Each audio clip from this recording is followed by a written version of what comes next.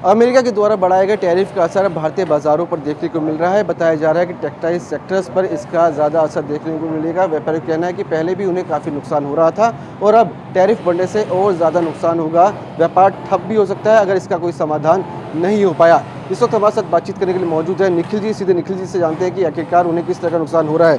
निखिल जी, जिस तरह से टेक्सटाइल सेक्टर्स पर असर बता रहे हैं कि ज़्यादा पड़ने वाला है इस बढ़े हुए टैरिफ का, किस तरह का नुकसान आपको होगा?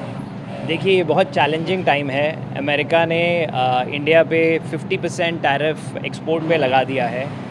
हम जो गारमेंट सेक्टर में गारमेंट्स बेचते हैं वो बहुत महंगे पड़ेंगे हमारे बायर्स को यूएस में, और बायर्स भी बहुत परेशान हैं। बायर्स को नहीं समझ आ रही कि वो कैसे इंडिया से ऑर्डर करेंगे, और ये बिज़नेस ऐसा बिज़नेस है जो हम किसी बायर के साथ 10 साल से कर रहे हैं, किसी के साथ 15 साल से कर रहे हैं। हमारा एक कस्टमर है जिससे हम 25 साल से काम कर रहे हैं इसी बिज़नेस में। ये एक लॉन्ग टर्म बेसिस पे काम होता है, जिसमें हमारी कंप्लायंट फैक्ट्रीज़ हैं, हमारे पास बहुत सारे वर्कर्स हैं फैक्ट्रीज़ में, सारे इंटरनेशनल नॉर्म्स फॉलो किए जाते हैं। और ऐसा बायर के साथ रिलेशनशिप बना के लॉन्ग टर्म प्लानिंग के साथ हम चलते हैं। एकदम से टैरिफ ने बायर का भी नुकसान किया है और हमारा तो नुकसान करेगा ही, बिकॉज़ अमेरिका का बिज़नेस 50% टैरिफ पे तो चल ही नहीं पाएगा। हम इस टाइम पे अपनी कंपनी में 20% काम अमेरिका से करते हैं, बाकी हम दूसरी कंट्री से काम करते हैं। तो इस टाइम पे हमारे पास एक ही ऑल्टरनेटिव है कि हम दूसरी कंपनीज़ के साथ काम करें और दूसरी कंट्रीज़ के साथ काम करें, अपना यूरोप का बिज़नेस, अपना दुबई का बिज़नेस, ऑस्ट्रेलिया का बिज़नेस और बढ़ाएं। और यूएस पे हम डिपेंडेंट नहीं रह सकते, क्योंकि बायर काम ही नहीं कर पाएगा। कॉम्पिटिशन कहीं ना कहीं बढ़ता हुआ नज़र आ रहा है इससे आपके?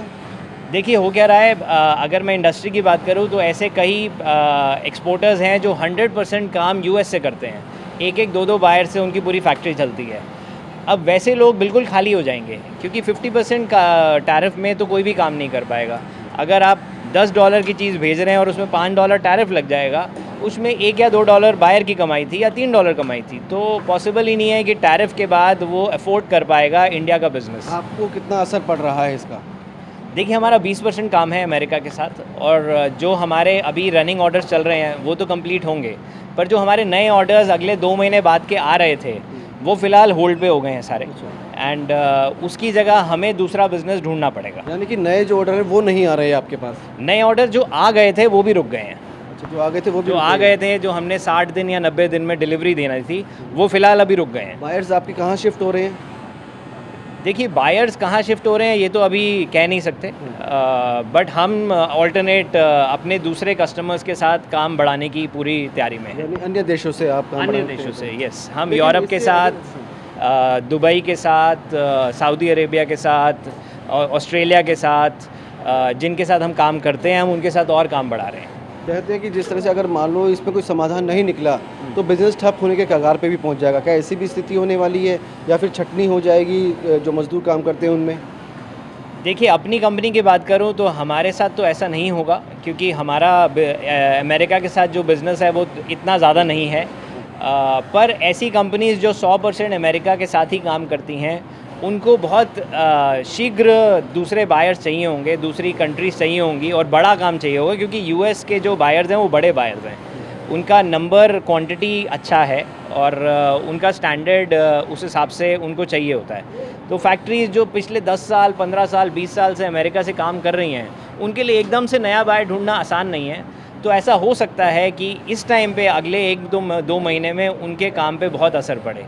और मोटा मोटा जानना चाहूँगा कि आपके बारे में, सिर्फ आपके बारे में जानूँगा कि आपको कितना नुकसान होगा, आप कैसे शिफ्ट करेंगे, कंपटीशन आपके लिए कितना ज़्यादा बड़ा होने वाला है?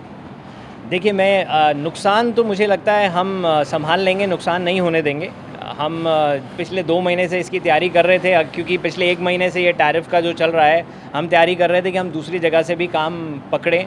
बट हाँ, टर्नओवर में फ़र्क पड़ेगा, क्योंकि इस टाइम पे टर्नओवर ग्रो करना तो पॉसिबल नहीं है।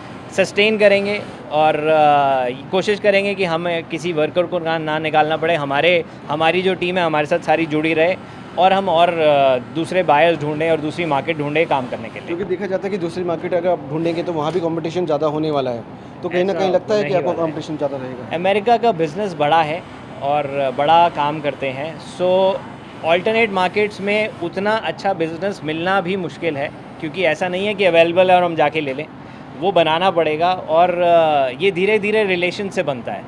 ऐसा नहीं है कि आज मैं किसी बायर के पास गया और लाख पीस का ऑर्डर ले आया। उनके सिस्टम है, हमारे सिस्टम है, एक दूसरे के साथ जुड़ना पड़ता है, पूरा पैरा इंडस्ट्री का प्रोसेस है जिसको पूरा नॉर्म्स के साथ करना है।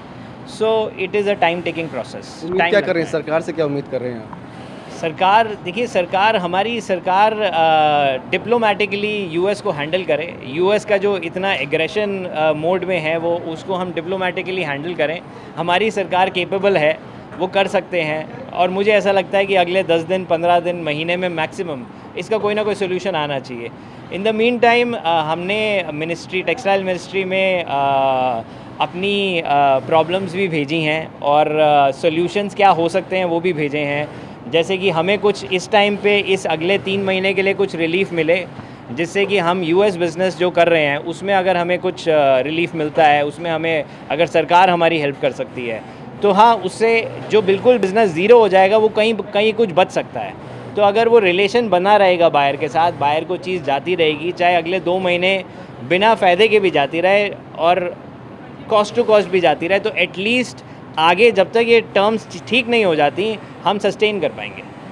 शुक्रिया बातचीत करने के लिए। कैमरामैन मुनीश भल्ला के साथ विवेक शर्मा, TV9 भारतवर्ष, नोएडा।